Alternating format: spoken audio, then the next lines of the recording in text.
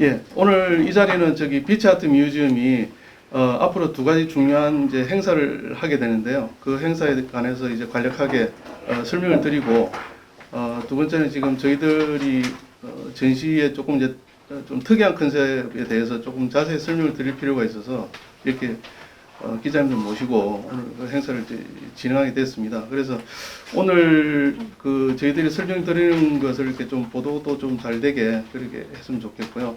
그다음에 혹시 진행하시다가 이제 뭐 궁금한 점 있으면 이제 저희한테 질문하시면 대답하고 하는 순으로 진행을 하도록 하겠습니다. 자, 그럼 전순 관장님 먼저. 바쁘신데 와주셔서 너무 감사드리고요. 번거롭게 이런 시간을 저희가 이렇게 가지고 있는 것은 조금 가치적인 면에서 부연 설명을 하고 관심을 가져주십사 하는 이제 그런 마음입니다. 그리고 전시에 대한 개요는 그 성 대표님이 방금 다 말씀하셨지만 지금 11월 3일부터 6일까지 있는 싱가포르 글로벌 아트 페어와 또 곧바로 11월 17일부터 예술의 전당에서 27일까지 있는 드림 어빌리티라는 그런 콜라보 그런 전시예요. 그래서 아까 충분한 설명을 했었고 저희가 살면서 심지어 창작을 하고 자유롭게 표현하는 예술에서조차도 카테고리라는 그런 범주에 속하는 곳과 속하지 않는 자들로 구분이 돼서 중요한 축을 잃어버리고 전시를 하고 공감을 했던 것 같아요. 그래서 물고기의 비늘에 바다가 스며드는 것처럼 저희들이 몸과 마음에 저희 사회에 대한 인식이나 공감이 알게 모르게 스며들어 있다고 저희는 생각을 해요. 그래서 이번 지금 11월 달에 있는 그 두 가지 전시가 굉장히 주제가 없는 공감으로 새겨지고 성장할 수 있기를 바라는 마음에서 이 자리를 마련했습니다. 다 이렇게 질의응답하면서 많은 이렇게 이야기들을 나눴으면 합니다. 고맙습니다. 네. 평론가님께서 인사말 짧게라도 해주시고.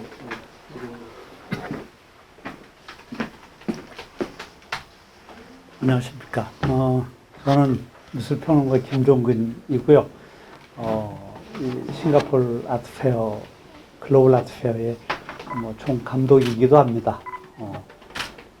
저는 사실 이렇게 개인적으로 이렇게 갤러리에 이런 프레젠테이션 하는데 나올 생각이 전혀 없는데 우리 정 관장님하고 우리 성긴호 대표님이 협박을 해가지고 그냥 할 수 없이 나왔습니다. 물론 여러분들 잘 아시겠지만 싱가포르는 사실은 아시아에서 가장 미술 시장으로 뜨거운 그런 그 나라가 사실 싱가포르예요. 1990년대만 해도 싱가포르의 어떤 현대 미술에 대한 반응이라든가 컬렉터라든가 수준 이런 것들은 아주 탁월하고 뛰어났었는데 1992년인가 그때 싱가포르에서 모든 미술품이라든가 이런 거래에다가 7% 세금을 부과한다 그래가지고서 싱가포르 아트가 싱가포르 미술 시장이 소더비나 크리스티 이런 것들이 다 홍콩이나 이런 데로 떠나면서 싱가포르 미술 시장이 많이 위축이 됐었어요. 근데 이제 최근에 2010년도 들어서 싱가포르에서 아트위크를 해마다 열면서 전 세계의 어떤 아트 미술 시장을 좀 끌어모으겠다는 그런 전략들을 발표하면서 최근에 훨씬 더 많은 컬렉터들과 현대미술에 대한 메카로서 이제 점점 성장을 해나가고 있죠. 아마 가장 대표적인 것이 몇 년 전까지 계속했던 싱가포르 아트 스테이지가 아주 훌륭했었는데 그리고 영국에서 시작을 했던 어포더블 아트 페어가 싱가포르에 해마다 개최를 하면서 현대미술에 대한 그 시장을 아주 두텁게 형성하고 있던 것이 싱가포르 아트 페어. 그래서 아마 이번에 그 싱가포르 글로벌 아트 페어는 2019년도에 처음 그 개최를 했었는데 그때는 시장 자체에도 그렇게 핫하지 않았고 또 전시 기획이라든지 이런 것들도 그렇게 매끄럽지 않고 그래서 그렇게 효과가 좋았다고 볼 수는 없었어요. 그러나 이제 이번에는 정종섭 행안부 장관이 대회장을 맡고 또 몇몇 분들이 좀 이렇게 주목할 만한 분들이 참여를 하고 해서 그전보다는 훨씬 더 좋은 그런 효과를 기대를 하고 있어요. 세계 유명 작가들의 작품도 그렇고 쿠사마 야요이나 데비드 호큰이라든가 혹은 데미안 허스트라든가 그다음에 유명한 작가들의 작품도 그렇고 해외 한 12개국 작가들의 작품들이 출품을 하고 국내에서는 한 60개 정도 이렇게 부스가 참여를 해서 한국 미술 시장을 아마 약간 중심이 되지 않을까 싶어요. 감사합니다. 이제 싱가포르 아트페어 지금 메인 홈페이지에 주요 이제 관심 작가로 이렇게 소개도 되고 한 우리 김인 작가님이 대표해서 이번에 가시는데 한 말씀만. 예, 안녕하세요. 저기 이번에 여기 드림 어빌리티하고 싱가포르 저기 글로벌 아트페어에 참가하게 된 김인이라고 합니다. 예. 이번 전시를 위해서 특별히 제작을 한 작품들이 있나요? 어때요? 예, 지금 일단 메인 작업으로 메인 이제 그림으로 선정된 이 그림을 제가 최근에 한 작업이고요. 나름 어떤 그 어떤 글로벌 시장에 맞게끔 색이나 이런 거, 색감이나 이런 걸 특별히 신경 써서 그린 것 같아요. 제가 싱가포르 아트페 현지 싱가포르 갤러리랑 한번 참여한 적이 있었어요. 근데 그때는 제가 제 그림 스타일이 좀 가격했다 그러나요? 좀 달랐기 때문에, 지금과는 달랐기 때문에 그때는 그림이 전혀 반응이 없었는데 그 뒤로 한 세월이 한 10년 정도 흐른 것 같고 15년 정도 흐른 것 같고요. 지금은 또 어떻게 제 그림을 반응하게 될지 이제 또 저도 나름 기대가 새롭죠. 예. 그리고 더 중요한 것은 제 아내랑 같이 참여하게 된다는 게 너무나 감동스럽고요. 예, 그렇습니다. 저도 작가로서 살아왔지만 이제 되게 고난의 시절이 많았고, 그리고 또 뭐 드림 어빌리티 전시가 지금 예술의 전당에서 곧 있는데 그 어린 어떤 작가들이 그 세월이 되게 어떤 저는 그 어렵다라는 걸 되게 이해하거든요. 그리고 그 가능성, 알 수 없는 그 가능성에 대해서 계속 가야 된다라는 그 어떤 그러니까 내비게이션이 없는 거죠. 그게 그들과 함께 이번에 동참하게 된다는 게 제가 되게 감사드리고요. 그리고 근데 중요한 것은 항상 제가 생각하는 것은 그냥 불가능은 어쩌면 없지도 않나이거든요. 뭐 앞에 뉘앙스는 어쩌면이겠지만, 근데 그만큼 노력해야 되고 어떤 열어놔야 되고 마음이 열려 있어야 되고 항상 그 두려움 없이 가야 된다고 생각하거든요. 예. 몇 점쯤 출품합니까? 지금 한 네. 예. 발달장애 아티스트들 작품들 보셨을 텐데 네. 어떻게 평가하십니까? 사랑스러운 부분들이 되게 많았죠. 그 그림에서 그냥 제 감성으로 느낄 수 있는 부분은 어떤 공감, 사랑이라는 어떤 그 공감이 되게 많이 느껴졌어요. 사랑스러움. 바로 부인이신 이지혁 작가님. 그 얘기까지 해주세요. 이렇게 와주셔서 감사드리고요. 저는 작가 이재욱입니다. 영광스럽게도 운이 좋게도 네, 여기 싱가포르 페어를 같이 참여하게 되었고요. 또 그와 함께 드림 어빌리티 전시도 또 같이 하게 돼서 아주 좋은 기회라고 생각합니다. 그리고 어떤 드림 어빌리티 같은 경우도 어떤 경계가 없어지는, 경계의 한계를 허무는 어떤 그런 전시에 같이 동참을 하게 된 거에 대해서 네, 아주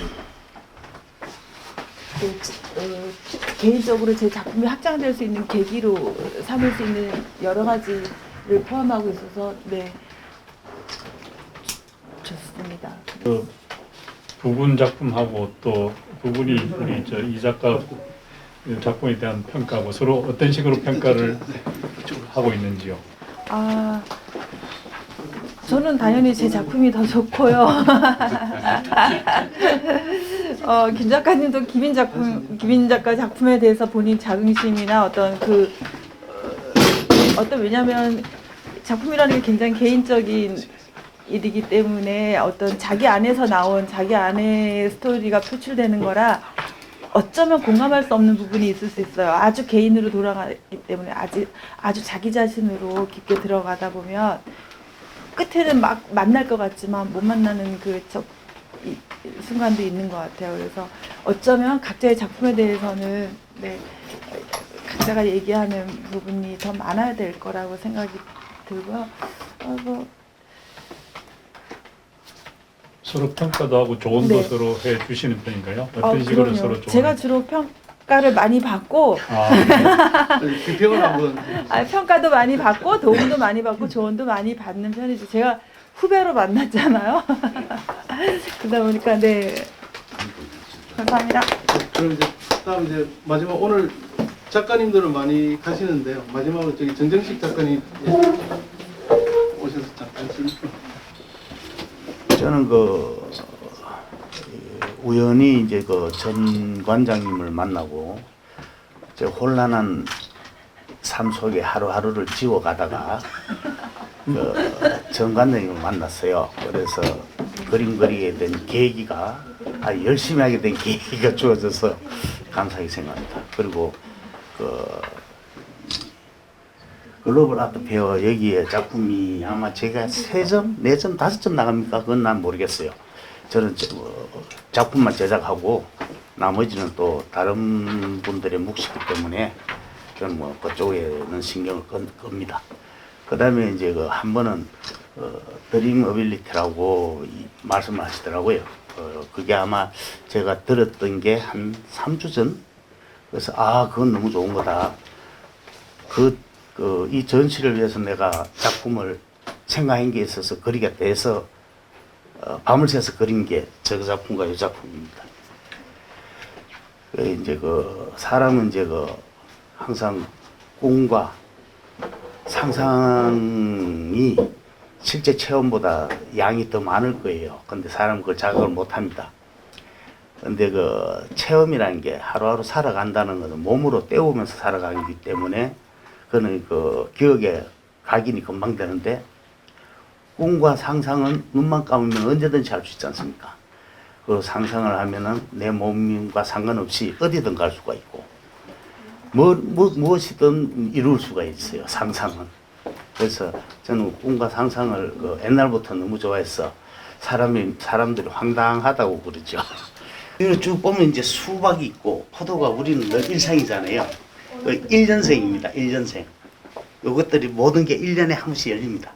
여기 이제 짐승들이 먹고 가다가 똥 싸면은 거기 또 태어나고 하는 그것들입니다. 요 씨앗 하나하나가 이 영원한 우주하고 똑같은 거예요. 요게 안드로메다입니다. 여기 안드로메다. 우리 같은 지구, 요거 지구가 수십 개가 여기 있습니다. 수십 개. 셀 수가 없어요. 요 안드로메다가 무한히 많습니다. 여기 반짝반짝 빛나는 것들은 또 우주가 폭발하는 거예요. 이게 무한하죠. 근데 여기 이제 블랙홀입니다. 이거 모든 걸 빨아당겨요.